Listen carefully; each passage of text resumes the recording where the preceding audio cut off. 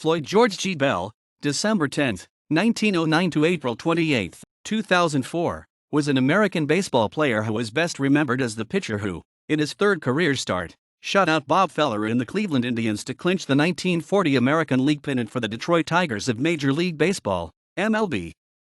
Listed at 6 feet 2 inches, 1.88 m, and 172 pounds, 78 kilograms, Giebell threw right-handed and batted left-handed.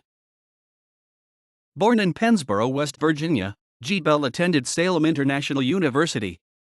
His first professional baseball team was the minor league Evansville Bees in 1938. Giebell played briefly for the Major League Detroit Tigers in 1939, but he only pitched 15 1/3 innings in relief before being sent to the minor league Toledo Mud Hens, where he pitched most of the 1939 season. In September 1940, Giebell was brought back up to the major leagues and had two outstanding starts during the 1940 pennant drive. Giebell pitched a pair of complete game victories and gave up only 2 runs in 18 innings pitched for an earned run average of 1.00. Giebell got his first start on September 19, 1940, with Tigers and Indians tied for first place. Giebell, who had just been called up from the Buffalo Bisons where he went 15-16, pitched a complete game, giving up only 2 runs as the Tigers beat the Philadelphia Athletics, 13-2. On September 27, 1940, the Tigers needed one more win to clinch the pennant. With 27-game winner Bob Feller scheduled to pitch for the Indians, Detroit manager Del Baker decided to start Giebell against Feller rather than waste his aces Bobo Newsom or Schoolboy Rote. Time magazine described Giebell at the time as a cocky string bean who looked like a sacrificial lamb as he ambled out to the mound. But, as Time reported after the game, Giebell was no lamb that day. Instead, with cunning change of pace and the control of an old-timer, the green-as-grass rookie shut out the Indians 2-0. Feller gave up only 3 hits for the day, but one of them was a 2-run wind-blown home run by Rudy York. That was all the Tigers needed thanks to Giebell's pitching that day. The setting in Cleveland that day was raucous.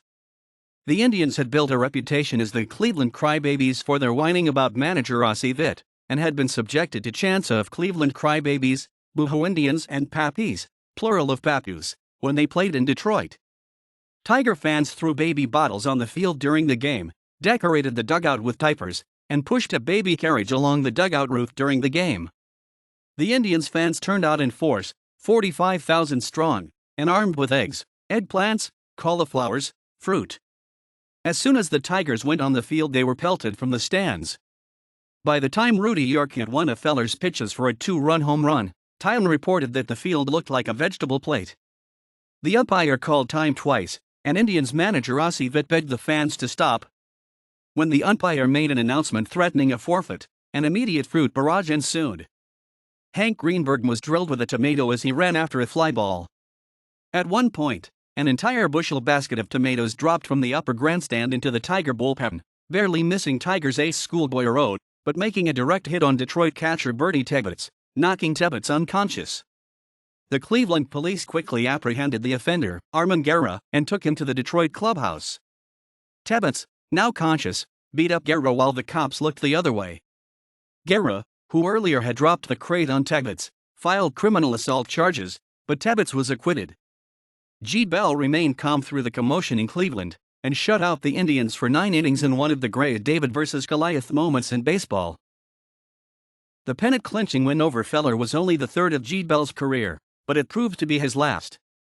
Having played in only 3 games, he was not eligible to play in the 1940 World Series. Giebell pitched briefly for the Tigers in 1941, but his ERA soared from 1.00 to 6.03. Giebell was sent back to the minor leagues. He pitched for Buffalo in 1941 and 1942 and then served in the military for 3 years during World War II.